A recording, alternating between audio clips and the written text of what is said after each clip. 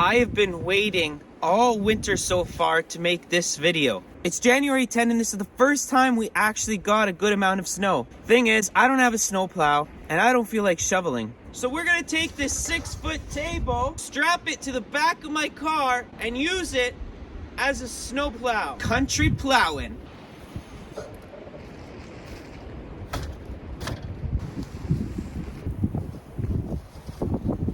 I'm just using these hooks that are at the back of the car.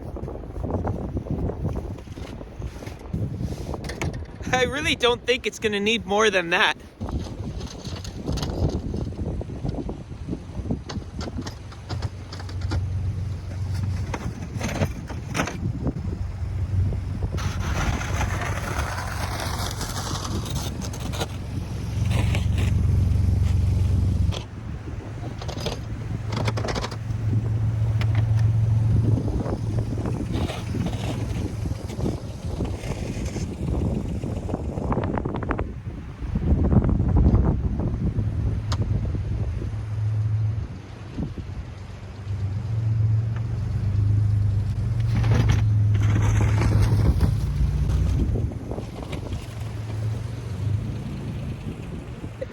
Can you believe it?